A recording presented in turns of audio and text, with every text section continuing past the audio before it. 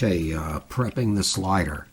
The first thing we're going to do is take some of this, this grease here is axle grease, real sticky crap. It's kind of comes in like a caulking tube at the auto parts store. And you want to put just a little bit right here, right at the bottom, down here, just like that. Just a little smudge right there. And then you take the very thin washer that used to be on the on this to begin with, put it over here like that, and then the cam wheel, and there you go. And you'll notice this is very free to move, but it also doesn't keep moving by centrifugal force. That's important because without that grease underneath that washer, this will tend to go into rejectitis, where after it finishes the cycle, and this is the dropout point right here, when that reaches that knurled part on the bottom of the turntable, that little device on the bottom of the turntable, that knurled part, this is the dropout. When this reaches this point, it stops motion until the reject lever hits this little lever and kicks this into the thing to make another change cycle. If it's too free to move, it will, after it finishes the cycle, it'll continue and just keep going and going and going. Anyway, you put a clip on top of there like this,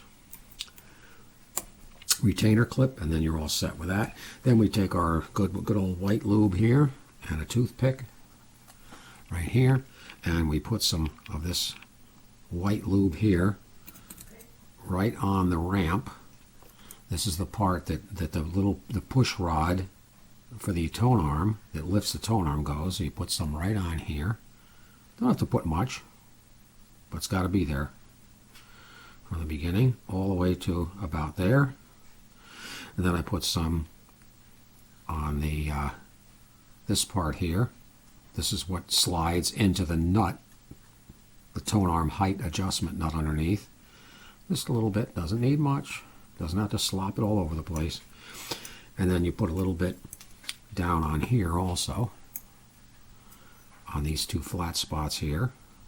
Oops, in here, like that. Just like that. A little bit on here, and a little bit over on this side, and that's all you need. Just a little bit. You don't need much. That gets that out of the way. Then you take the, turn it upside down like this. Take this part here, and you slide this on to here like this. Just like that. See how nice that's smooth, nice and smooth sliding. It slides on that grease real nice. And then you take the spring, the long spring, which is over here somewhere.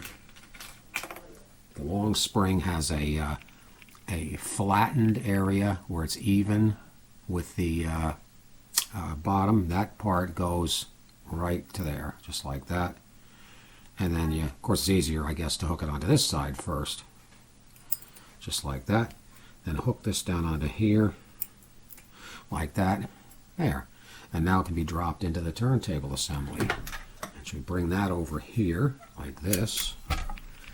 And now pay attention to this. What you do to this thing is guide this first. Start it right into the slot in this screw, right there. Just start it.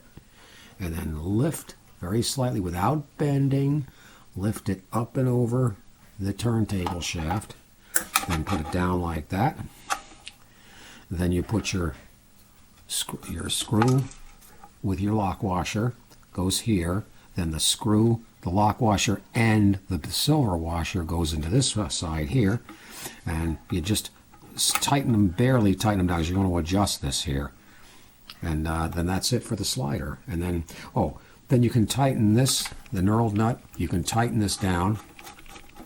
I would say to where the spring's almost compacted. That's the height of the tone arm during the cycle. And then after you tighten that, you can check the operation of the cycle cam before you put on that special thing that I described last time, because now is the time this will go on after the quarter-inch nuts and washers are on here. Then this part is going to go on with the top hat part up in the air like that. It's going to go like that. But remember, you can't tighten that Allen set screw until you lift that out lift it, and while you're lifting it, then tighten this, but leave a tiny bit of gap, like for a thick piece of paper, between the knurled cam wheel driver and this part right here, and leave a tiny gap, otherwise it'll bind. And that's it for that. We'll be back.